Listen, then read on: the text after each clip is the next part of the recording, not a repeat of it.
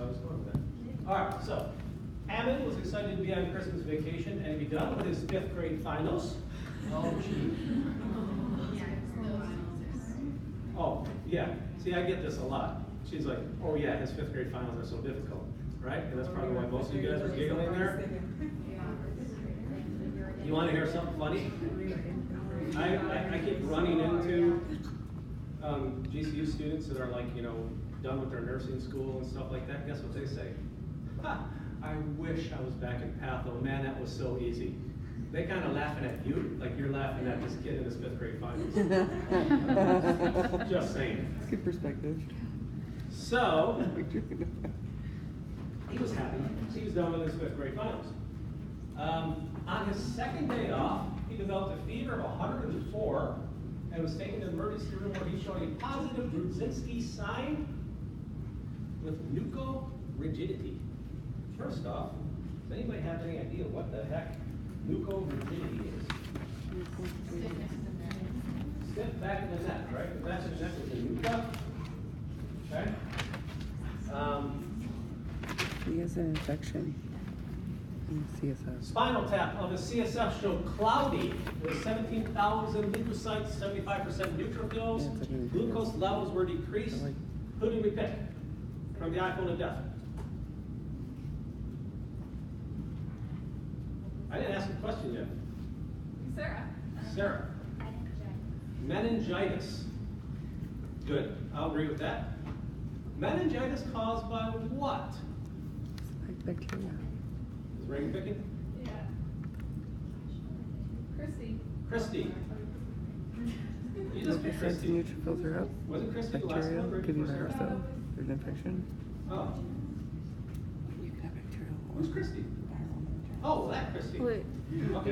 infection. What was I going to ask you? Oh yeah, meningitis caused by what?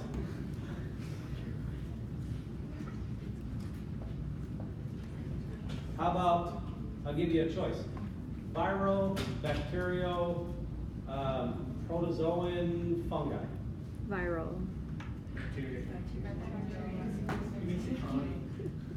Way to go, Christy, thanks. I think everybody in the class answered except Christy.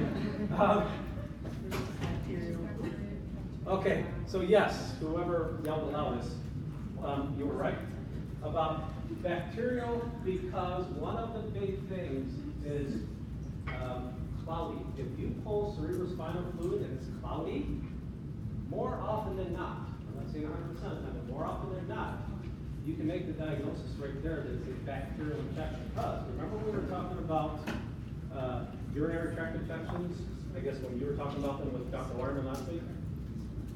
Remember that? About you could have cloudy urine because of the bacteria causing UTI. Same thing is true with the cerebrospinal fluid. Okay? So that's one kind of a big clue that it's bacterially caused. Okay, it's not that viruses can't do it, but it's a lot less likely because they're just so stinking tiny. Okay? What else is a really big clue that it's bacterial on here? So we got the cloudy, CSF. The high fever. Okay, the neutrophils is a really good indicator. And the fever. There's one a little bit better though, easier to remember. The glucose levels are The low glucose. Okay? Why do you think you might have low glucose with bacteria? Because bacteria likes to eat sugar, right? This is baby microbe. Yeah? Okay, that's true. Actually, I had to look that up one day because it can't be that easy. It is. Alrighty? So, let's go to the iPhone of death. Lena. Who? Lena? Yeah. Lena, tell me 4 reasons you could have meningitis. This is recall, because I literally just said it. Oh, you can have like meningitis, so the trapping of like bacteria, right? So Bacteria is one. cloudy urine, right? No, that's bacteria. Bacteria is one. What are the 3 other reasons? Protozoa, and fungi. Virus, protozoa, fungi. Woo, look at you. Woo. Good job. Okay. All right, this is like $1 million, yes. You would have to have a pretty good idea that it's meningitis before you did a spine tap on a 10-year-old, though, right? Yeah, they have a good idea before you do spinal tap on anybody. But yeah, why? Because doesn't that hurt a lot? No, that's very good. Oh, the kid, yeah. Oh, yeah, that's right. Yeah, okay, there is a reason anesthesiologists have ridiculous low practice insurance rates. Think about what's going on here. Okay? If you have, let me just jump ahead and I'll jump to answer your question, let me jump to the slide and then we'll go right back to it, okay? Think about what's going on here. Meningitis, that is the inflammation of the meninges, and the meninges are 3 different layers, right? They're 3 different wrappings. It's like you took plastic wrap, cellophane wrap, and foil. Sure, foil, whatever. It slabs it in the brain, right? You know what meninges are already. They're not that thick. How in the world can that cause such a major problem if you swell those up? Because there's no stain. It does put a little pressure on the brain, but again, they're small little wrappings. It's not like they're swelling that much. Did somebody up there say something? Apparently not. Apparently I'm hearing things. Okay, yes? Doesn't it like spread an infection? Well, yeah, it's spread all over. If you have it in the brain, then it's kind of all over the place. But think about, again, this may be a little more detail than you went into your anatomy before, but I think we can handle it, okay? Think about this. If this is the brain, right? And you have your spinal column, right? And it goes all the way down. And if I'm gonna draw this blue stuff, right? So you have your cerebrospinal fluid, mate. And the Not the neuromarker. It is made in the what? No. I The know what you're plexus, saying. the coronoid plexus? Oh man, who said that? I That's did. awesome. Yeah, yes, so the coronoid plexus in the lateral ventricles makes cerebrospinal fluid, right?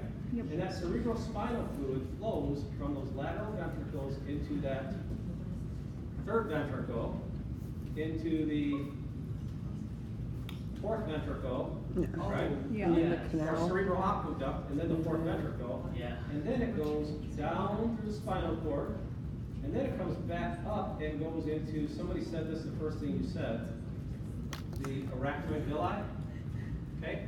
That's what we're showing on this picture right here. Now, if you think about it, and you have these 3 layers inflamed, okay? Again, they're not causing a major pressure inside your head all by themselves, because they're just little layers, right? I mean, sure, they're inflamed and they're switching a little, but in the big scheme of things, what the problem is that area where you are having the cerebrospinal fluid flow back up that spinal cord and into the arachnoid villi to seep down back through the brain and get into the circuit, right? So that's one of the major problems of meningitis is you're causing an occlusion, a blockage, but guess what? You're still making cerebrospinal fluid. That's kind of like a slow leak valve that just kind of keeps going. So all of these signs and symptoms that you see from meningitis, most of them come back directly to increased intracranial pressure. Okay? Now get back to your question. Increased intracranial pressure, think about this. If you're gonna stick a needle in somebody's spine and draw cerebrospinal fluid, and they already have a lot of pressure inside the head and in going down that spinal cord, so much so that you can't even bend your neck because there's so much cerebrospinal fluid in there, what could happen if you stuck a needle in there? It could create a negative pressure and suck that brain right through that foramen magnum. No. No. It could, and it has happened. Okay? think about that. You have a high pressure system, you stick a needle in it, it can suck that sucker right down, right in the magnet. Okay? So obviously, anesthesiologists are very paranoid about letting air into that system when they're doing that cerebrospinal tap. So are they getting it to culture the? Yeah, they're To getting it see to culture. if it's like bacterial or viral Or anything, yeah. So would they do like a CT first to see how much pressure? Yeah, you would always do a CT first. Okay. Yes. I had a dural tear once. You know what? A dural tear once at the base of my spinal Dural cord. tear? way. Yeah, and they thought it was meningitis. Oh, wow. Yeah, so they did a spinal tap, but they ended up having to put contrast in there and then put me on the table and rock up and down to see where it was leaking from. Oh my. And they fixed it with the blood patch. So they were just like tipping you. Yeah. They're going, okay, where's she leaking? Oh, that's funny. But they thought it was meningitis because of the pressure. Wow. Yeah. Interesting.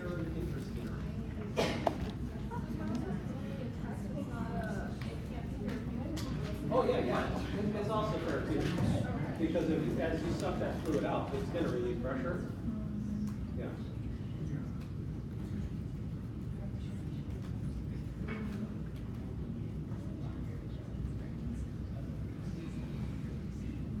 Okay.